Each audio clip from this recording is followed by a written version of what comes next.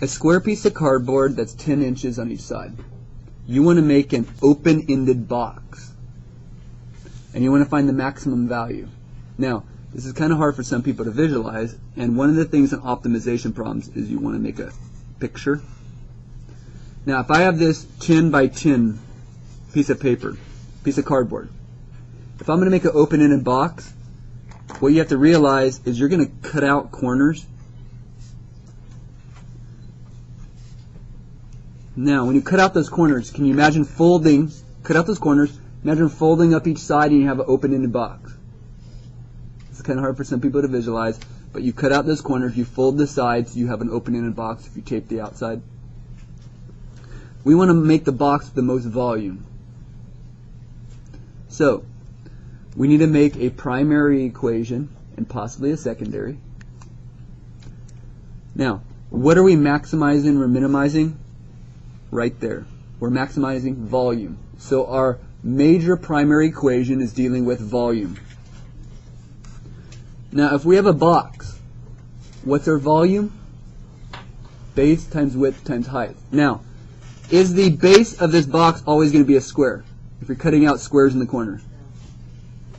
Yes. And now the problem is, okay. Let's call this X.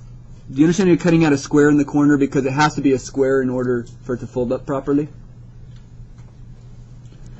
So, do you understand this new side is going to be actually 10 minus 2x? That might confuse some of you.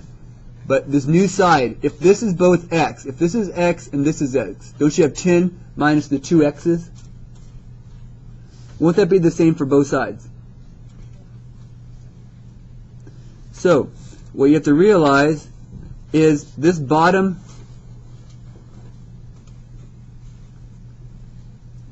square right there, won't that bottom square be 10 minus 2x times 10 minus 2x, which is 10 minus 2x squared? What's the height of this box?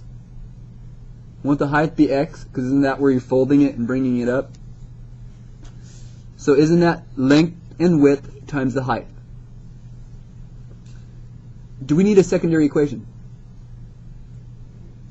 Is this equation all in x's? We don't need a secondary. Now, you kind of use the secondary because didn't you kind of go in here and replace? I kind of did, because isn't this your side? I kind of made one, but I kind of jimmy rigged it, because really this should be the sides squared, but this is your side, 10 minus 2x. So I kind of actually skipped my secondary equation and thought about it in the process. Sometimes you don't have to write it down. Sometimes it's good to write the secondary is down. Sometimes you just can kind of picture it and just do your primary. Again, a primary equation should always have one variable. Okay, so if we want to maximize the volume, we are going to take the derivative of this and find out the critical numbers and see which critical numbers are maxes. So we want to maximize the volume. So dv dx. Are we okay deriving by x? Now could we just put v prime? It's kind of the same thing, but let's just put dv dx because x is what we're deriving by. Okay, so we now have the 2 comes out, the 10 minus 2x for the beginning, and then isn't there another 2 from the inside? But then isn't this product rule? Ooh, thank you. That's a negative 2. Now isn't this product rule?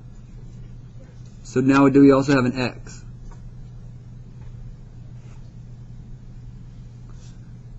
Plus, leave the first and derive the second.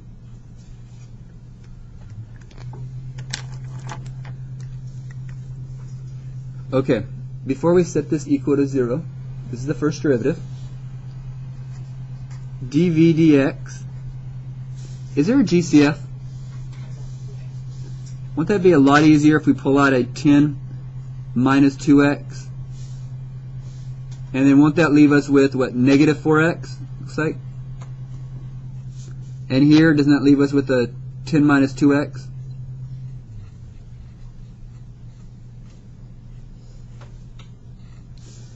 Is that a lot easier than doing a whole bunch of FOIL? Because aren't we going to do zero product property? Aren't we going to be setting this equal to 0? So isn't it easier to pull out the GCF because you need that anyways later? So what we now have is we have 0 equals, oops, this should be in parentheses, shouldn't it be? That's pretty important. That's very important, actually. That's in parentheses. 10 minus 2x, and then what's inside of here? Is it, what, 10 minus 6x? Is that right?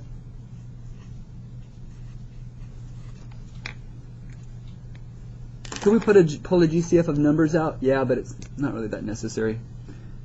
0 equals 10 minus 2x, and 0 equals 10 minus 6x. If we solve that, that one's going to be, what, negative 10 divided by negative 2, is that 5? Is that right?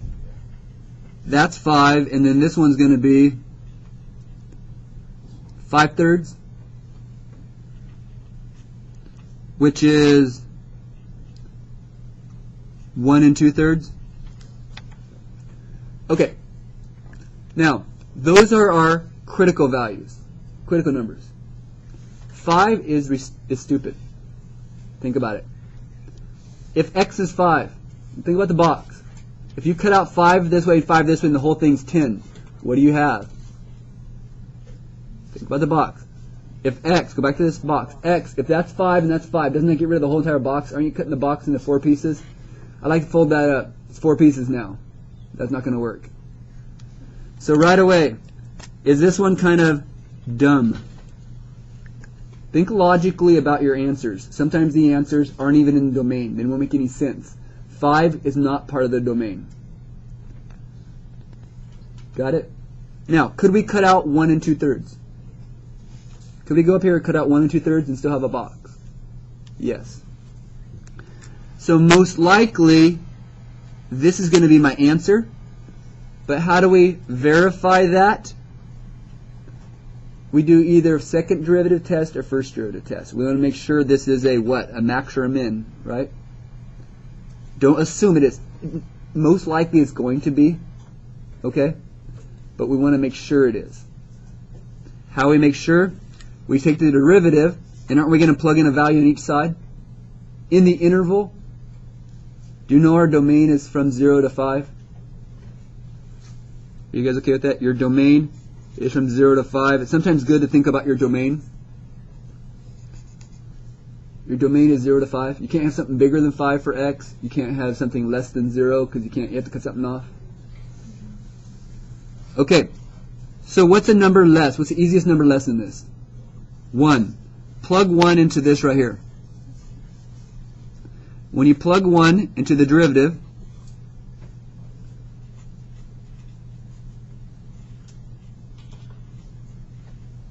of 1, sorry, I'm going to plug 1 in. Into dv dx, I'm plugging 1 in. And what do you get? Is that positive? And positive? Do we have positive? Okay, and then dv dx, let's plug in 2. You guys okay with that? One bigger than that?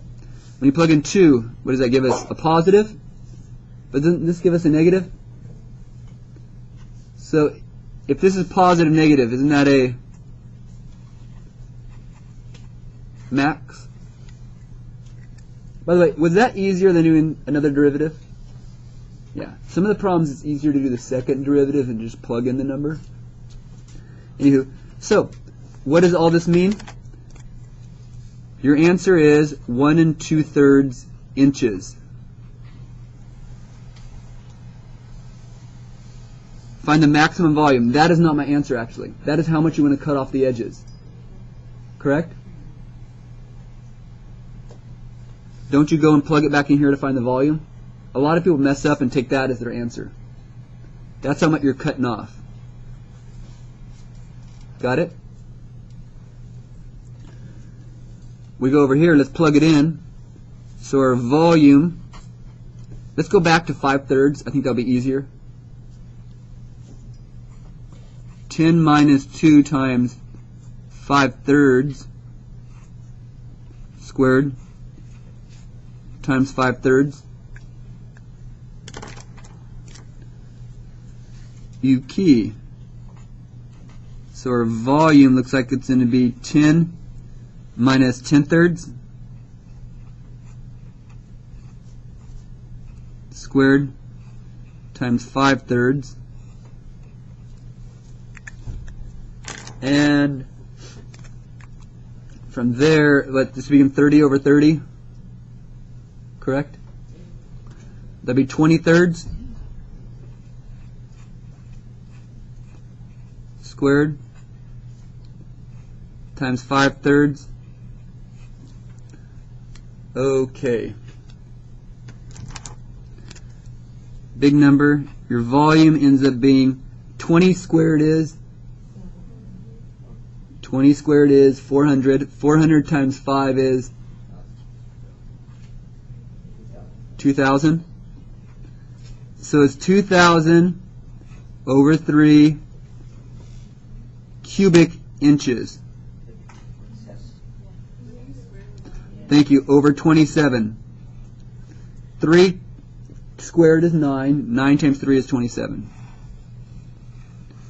That is the volume. That's how much you cut off. But that's a maximum amount of volume in this box. If you want to cut off corners, that's the maximum amount of volume possible.